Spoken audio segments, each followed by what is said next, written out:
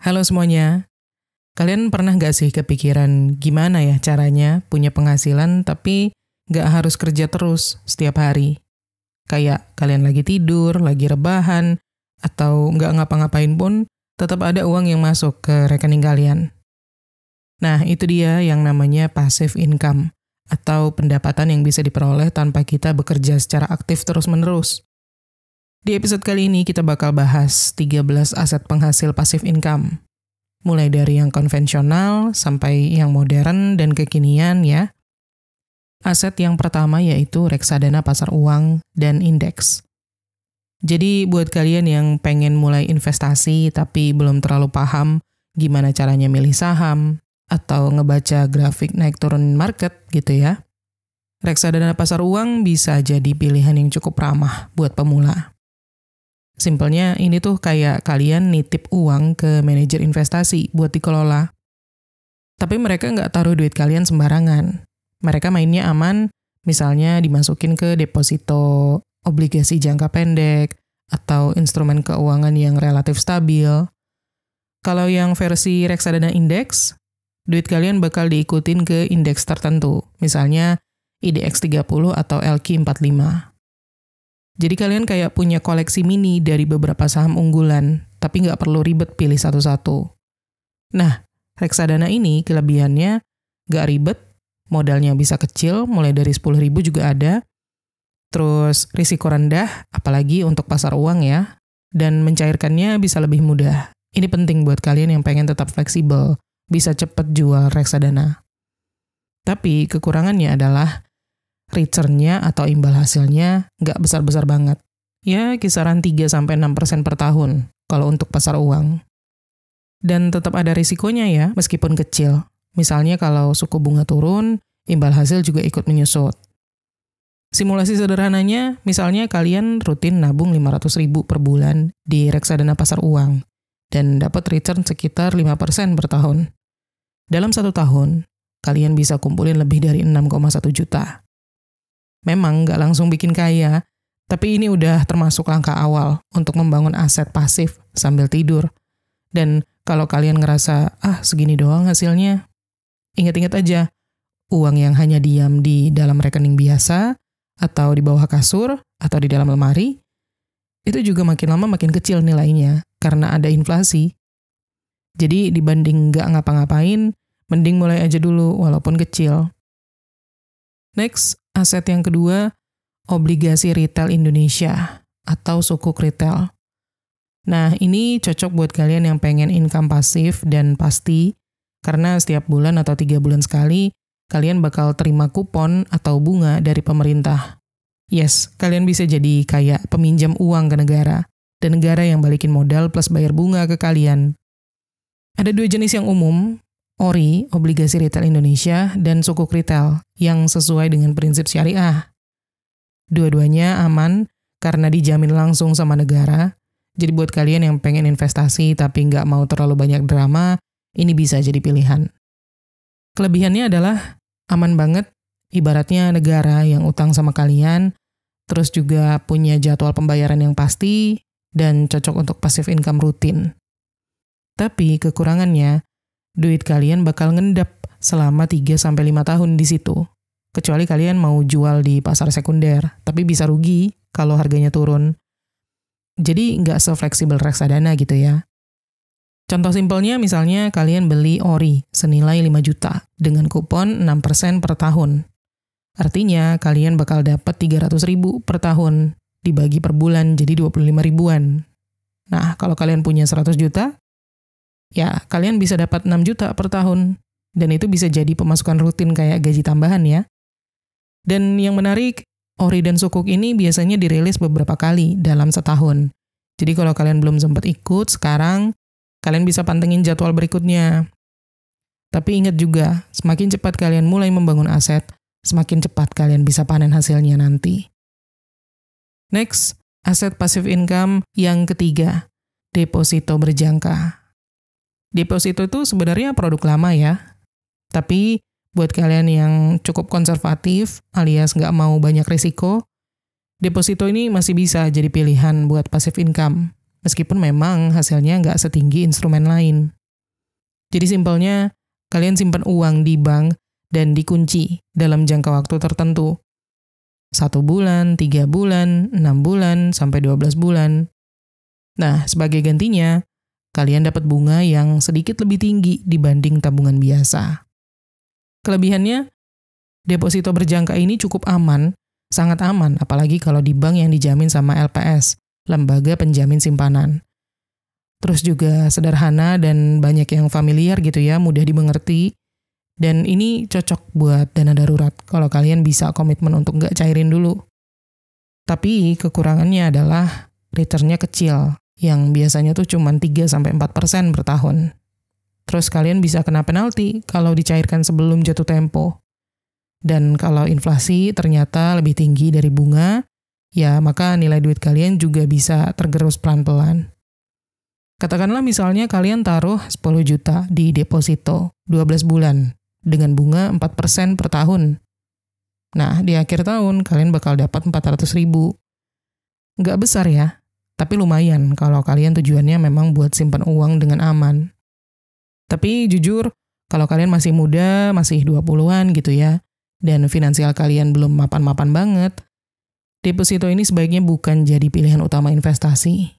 Lebih cocok kalian nabung atau pakai uang yang kalian punya untuk bangun dana darurat dulu, atau dana parkir jangka pendek gitu, bukan buat ngembangin uang. Next, aset berikutnya yang keempat ya, ada saham dividen. Kalau kalian pernah dengar orang bilang saham bisa ngasih duit walaupun nggak dijual. Nah, yang dimaksud itu biasanya saham yang membagikan dividen. Gampangnya, dividen itu adalah bagian keuntungan perusahaan yang dibagikan ke para pemegang saham. Jadi kalian cukup punya sahamnya aja, lalu tunggu momen pembagian dividen.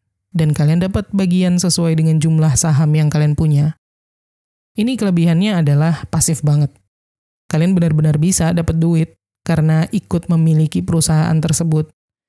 Lalu kalian bisa dapat double cuan dari dividennya dan dari kenaikan harga sahamnya. Dan ini cocok banget buat jangka panjang ya. Apalagi kalau kalian rutin beli saham-saham yang rajin bagi dividen setiap tahun. Tapi ingat, minusnya adalah harga saham itu kan bisa naik turun. Jadi tetap ada risiko. Selain itu, nggak semua saham ngasih dividen gitu ya. Bahkan yang memberikan pun kadang nominalnya kecil kalau modal kita juga masih kecil. Jadi perlu belajar sedikit analisis. Minimal tahu deh cara pilih saham blue chip atau yang konsisten untung. Gini contoh sederhananya. Misalnya kalian beli saham BBRI 1 lot atau 100 lembar, harganya 5.000 per lembar. Jadi totalnya 500.000. Nah, kalau BBRI kasih dividen Rp200 per lembar di tahun itu, maka kalian dapat 20.000. Kecil? Iya. Tapi ini bisa digulung lewat dividen investing strategy, di mana kalian terus menambah jumlah saham setiap tahun. Bayangin kalau kalian punya 10.000 lembar, cuannya baru kerasa banget. Jadi kalau kalian punya mental nunggu modal gede baru investasi, kalian bisa ketinggalan momentum. Saham dividen itu cara mainnya pelan-pelan ngumpulin aset, bukan instan kaya. Dan kalau kalian sabar, 5-10 tahun ke depan, kalian bisa hidup dari dividen doang. Next, aset penghasil passive income yang kelima, peer-to-peer lending atau P2P lending ya, dan crowdfunding. Ini bentuk investasi yang lebih digital dan kekinian. Jadi singkatnya, di sini kalian bisa jadi lender alias pemberi pinjaman. Biasanya tuh ke UMKM, ke individu, atau proyek-proyek tertentu. Nanti kalian dapat imbal hasil dari bunga pinjaman yang dibayar sama mereka, para peminjam. Nah, kelebihannya adalah return-nya bisa lumayan tinggi. Bahkan bisa 10-16% per tahun, tergantung risiko dan platformnya. Terus juga modalnya bisa kecil, ada yang bahkan bisa mulai dari 100.000 aja, dan kalian bantu langsung ke real economy dengan meminjamkan dana ke pelaku usaha. Tapi kekurangan yang harus diketahui adalah risiko gagal bayar itu nyata. Makanya penting banget pilih peminjam yang punya rating bagus. Terus juga wajib cek legalitas platformnya gitu ya. Jangan cuma asal percaya, Pastikan dia juga terdaftar dan diawasi langsung sama pihak berwenang, OJK gitu ya. Dan likuiditasnya di sini nggak selalu gampang. Uang kalian bisa ngendap sampai pinjaman lunas. Contoh simpelnya gini, kalian investasi 1 juta di P2P lending dengan imbal hasil 12% per tahun. Berarti dalam 12 bulan kalian dapat 120.000.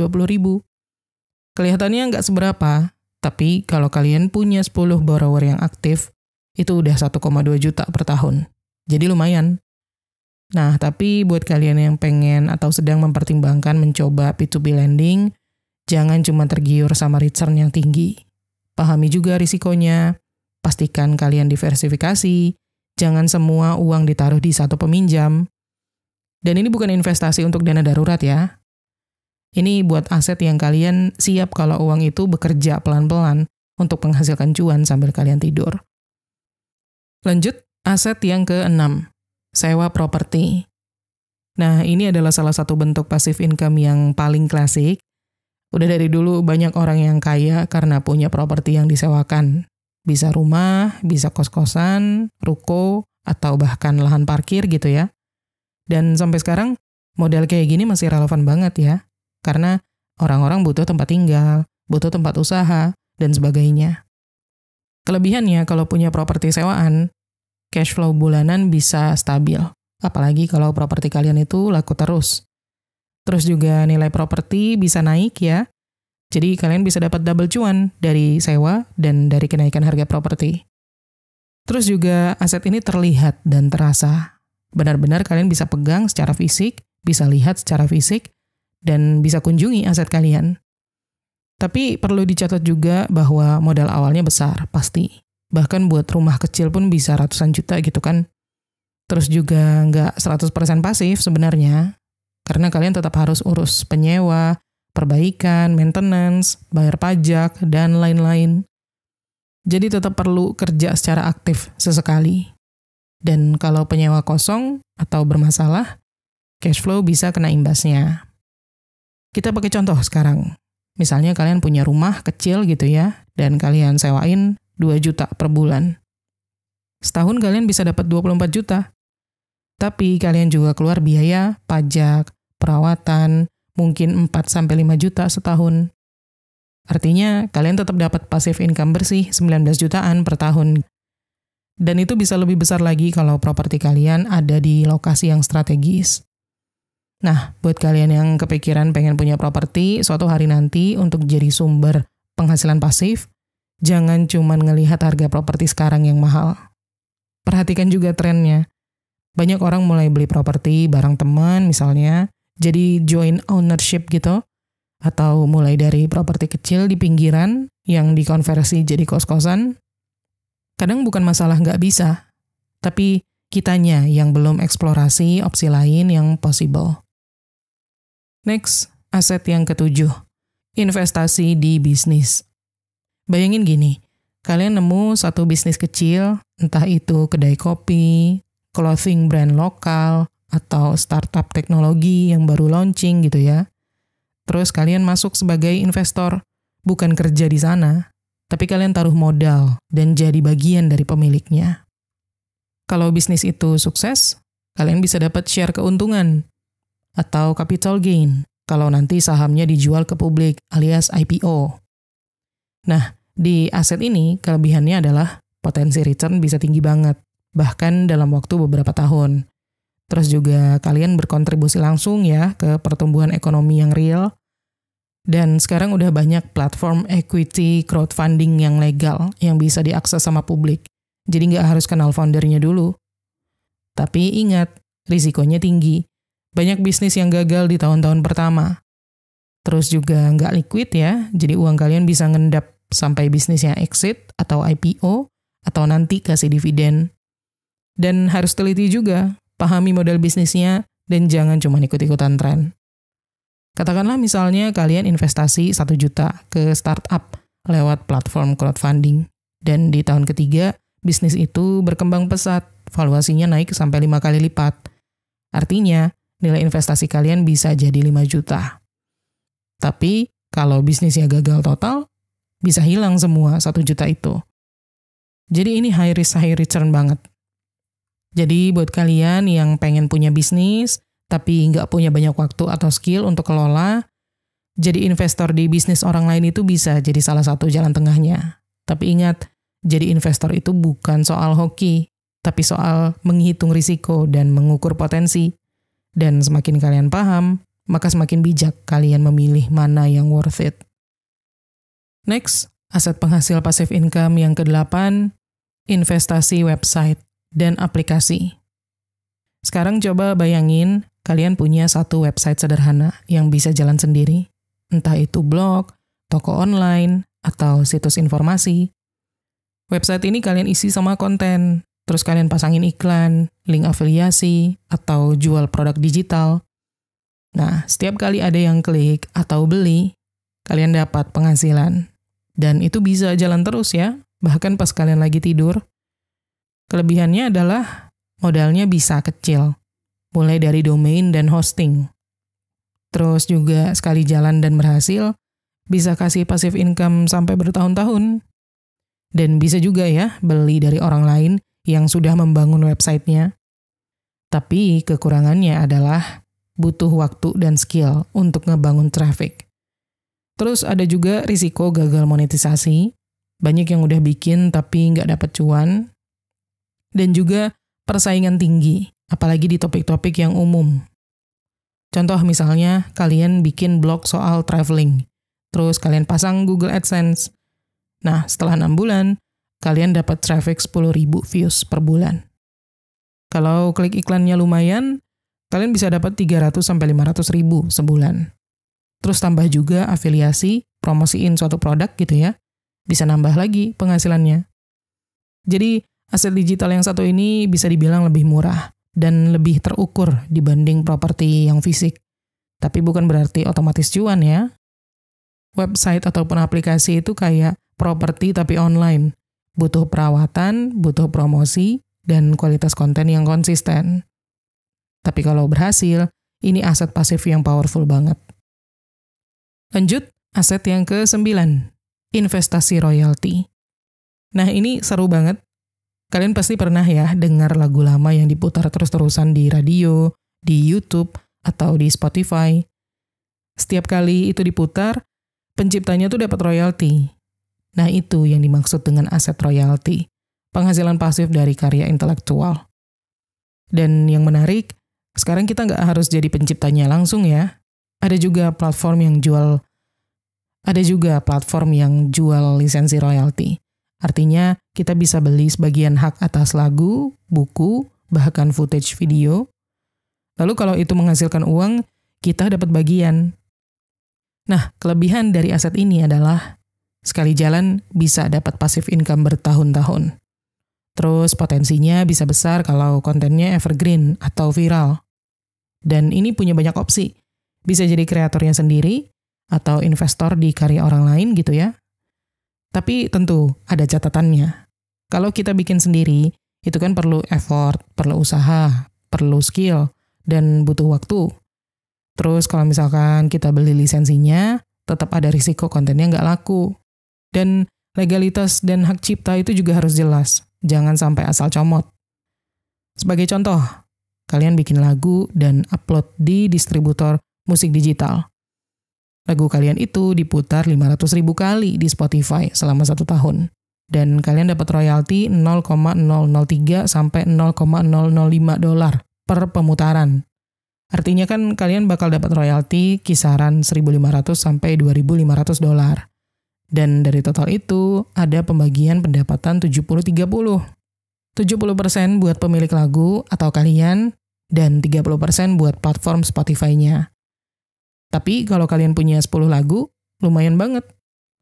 Jadi beruntungnya kita di era digital kayak sekarang, kreativitas itu bisa banget jadi aset yang terus bekerja, bahkan setelah kita berhenti bikin konten baru. Tapi ya itu, hasil yang besar datang dari konsistensi dan kualitas. Kalau kalian punya bakat di musik, di nulis, atau di konten visual, coba deh pikirin cara mengubah karya kalian menjadi aset, bukan cuma jadi portofolio. Next, aset sumber penghasilan passive income yang ke-10. Asuransi anuitas. Oke, mungkin ini banyak yang belum familiar, tapi penting untuk dipahami. Terutama buat kalian yang udah mulai mikirin masa pensiun dari sekarang. Anuitas itu sebenarnya produk asuransi jiwa yang kerjanya mirip kayak mesin ATM. Jadi kalian setor uang di awal, bisa sekali atau dicicil, lalu mulai dari usia tertentu, misalnya usia pensiun gitu ya, kalian bakal dapat penghasilan tetap bulanan sampai waktu yang ditentukan atau sampai kalian wafat, tergantung jenis anuitasnya. Nah, kelebihannya apa aja? Pertama, ngasih penghasilan pasif yang pasti. Cocok deh buat hidup tenang tanpa kerja lagi di masa tua. Terus juga ada rasa aman ya, karena dana dikelola oleh perusahaan asuransi yang besar. Dan cocok buat kalian yang pengen hidup stabil pasca bekerja. Tapi ya, minusnya juga tetap ada. Produk ini cukup kompleks, banyak syarat dan ketentuan yang kudu dibaca secara detail, dan juga nggak fleksibel, begitu kalian masukin duit, nggak bisa seenaknya dicairkan. Dan kalau kalian meninggal lebih cepat dari kontrak, kalian bisa rugi, karena nggak semua dana dikembalikan.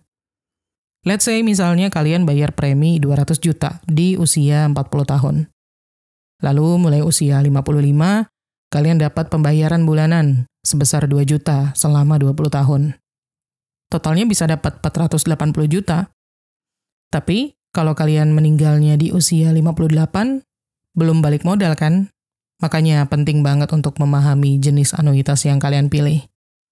Jadi, anuitas itu bukan buat semua orang, tapi cocok jadi jaring pengaman di masa tua. Kalau kalian punya target hidup tenang tanpa khawatir soal uang bulanan, ini bisa jadi solusi. Tapi, jangan masuk kalau kalian belum ngerti cara kerjanya. Jangan karena dijanjiin pasti dapat penghasilan terus kalian langsung beli. Next, aset yang ke-11, kepemilikan mesin. Nah, ini aset yang menarik ya, karena fisik, tapi bisa jalan hampir otomatis. Contohnya, kalian punya vending machine jualan minuman dingin di kampus gitu ya, atau mesin laundry koin di dekat kos-kosan.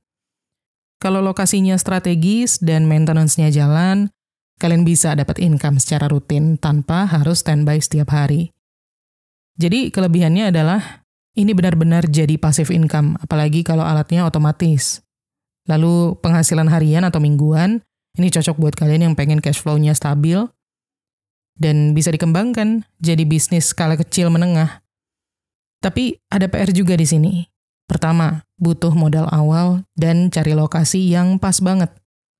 Terus kedua, mesinnya harus dirawat dan dicek secara rutin. Dan ketiga, ada risiko kerusakan atau dicuri atau kompetitor buka di dekat kalian. Contoh nih, misalnya kalian beli vending machine seharga 15 juta dan taruh di tempat yang strategis, misal di kampus atau di coworking space. Rata-rata kalian jual 30 botol sehari, margin keuntungan 2.000 per botol. Itu artinya kalian bisa dapat 1,8 juta per bulan. Nah, dalam waktu 10 bulan, kalian udah bisa balik modal. Jadi, ini aset fisik yang skalanya lebih kecil daripada ruko atau restoran gitu ya, tapi tetap bisa produktif juga. Mesin kayak gini bisa jadi aset yang bekerja buat kita, asalkan kita paham cara mengelolanya dan rajin evaluasi titik lokasi. Lanjut, aset penghasil passive income yang ke-12. Kepemilikan aset digital NFT atau token. Oke, ini termasuk yang paling digital dan juga paling eksperimental di antara semuanya. Kita ngomongin soal NFT atau non-fungible token dan aset digital yang bisa kalian jual, beli, atau kelola di blockchain. Ini bisa berupa karya seni digital, musik, avatar, atau bahkan item di game. Dan sebagian NFT itu punya fitur royalty resell. Jadi setiap kali NFT itu dijual lagi ke orang lain, kalian sebagai kreatornya bisa dapat persentase dari transaksinya. Nah, disitulah potensi passive income-nya. Kelebihannya adalah potensi cuan yang besar, terutama kalau kalian kreator atau bisa beli NFT yang naik daun, terus juga royalti bisa mengalir terus setiap kali NFT dijual ulang, dan transparan, berbasis blockchain, dan punya komunitas global. Tapi yang penting untuk diperhatikan adalah NFT ini super spekulatif nilainya bisa naik tinggi banget atau turun drastis dalam waktu semalam. Belum lagi banyak scam dan proyek abal-abal yang cuma ngejar hype gitu ya. Dan sebenarnya belum banyak regulasi resmi, jadi kalian harus ekstra hati-hati. Katakanlah misalnya kalian bikin ilustrasi dan jual sebagai NFT, harga awalnya 0,02 ETH, dan kalian pasang royalti 10%. Lalu NFT kalian laku, dan kemudian dijual ulang sebanyak 5 kali. Setiap penjualan ulang, kalian dapat bagian 10%. Kalau volume transaksi terus berjalan, kalian bisa dapat passive income tanpa harus bikin karya baru. Nah, jadi NFT dan aset digital ini bisa jadi ladang baru buat kreator ataupun kolektor gitu ya. Tapi jangan masuk karena FOMO. Masuklah karena kalian mengerti, karena kalian percaya pada nilai dari proyek itu. Dan selalu anggap bahwa ini bagian kecil dari portofolio, bukan tempat menaruh semua uang kalian. Dan aset penghasil passive income yang ke-13 adalah kripto. Buat kalian yang belum familiar, aset kripto adalah aset digital juga yang menggunakan teknologi blockchain untuk mencatat dan mengamankan transaksi. Kalau contoh paling umum yang udah sering kita dengar itu biasanya kayak Bitcoin, BTC, dan Ethereum atau ETH ya. Tapi sekarang udah ada ribuan jenis aset kripto lainnya dengan fungsi yang beda-beda. Intinya, kripto itu bukan cuma alat tukar atau investasi yang spekulatif, tapi juga bisa berfungsi sebagai alat pembayaran digital, token akses ke layanan tertentu, misalnya dalam game, NFT, bahkan sebagai saham dalam tanda kutip ya, versi digital dalam proyek-proyek blockchain. Nah, nilai aset kripto itu ditentukan oleh permintaan pasar, bukan lembaga seperti bank sentral. Kalau di Indonesia, Bank Indonesia, kalau di Amerika, The Fed gitu ya. Jadi karena itu, harganya bisa sangat fluktuatif, tapi juga punya potensi cuan besar, alias high risk, high return. Nah, buat kalian yang tertarik untuk passive income dari kripto, beberapa aset kripto bisa di-stake atau dipinjamkan untuk menghasilkan bunga ataupun reward. Mirip-mirip kayak deposito, tapi berbasis teknologi blockchain. Plusnya di sini, potensi return-nya bisa jauh lebih tinggi dibanding deposito ataupun reksadana. Terus juga udah banyak banget platform yang menawarkan passive income dari koin yang kita simpan. Misalnya staking ETH, SOL, atau stablecoin. Dan aksesnya global, 24/7 kapan aja bisa, dan bisa dimulai dari manapun. Tapi minusnya adalah risiko volatilitas yang tinggi. Harga bisa naik dan turun drastis. Terus risiko platform juga ada, bisa rugi kalau platform tempat kalian staking itu diretas atau di-scam gitu. Dan ini nggak dijamin sama negara ataupun LPS. Kalian yang 100% menanggung risikonya sendiri. Dan harus paham betul-betul soal teknis dan ekosistem blockchain-nya. Nggak cukup cuman ikut-ikutan. Nah, untuk modal awalnya, ini sangat variatif ya. Bisa mulai dari 100 ribuan kalau pakai exchange lokal ataupun internasional. Tapi supaya lebih berasa hasilnya, secara umum mulai efektif di atas 1 juta sampai 5 juta ke atas. Nah, itu dia tadi 13 aset penghasil passive income yang bisa banget kalian pertimbangkan. Tinggal sesuaikan aja sama minat, modal, sampai toleransi risiko kalian. Kira-kira kalian udah punya aset yang mana aja nih? Atau mana yang kalian incar? Pokoknya yang penting pahami segala seluk-beluk aset tersebut, konsisten, dan gak cuman ikut-ikutan tren. Karena pada akhirnya, yang bikin kita aman secara finansial itu bukan cuman kerja keras aja, tapi juga aset yang bekerja buat kita. Oke, segitu dulu untuk episode kali ini. Semoga bermanfaat ya. Dan thank you udah nonton. Kita ketemu lagi di Menuju Kekayaan episode berikutnya.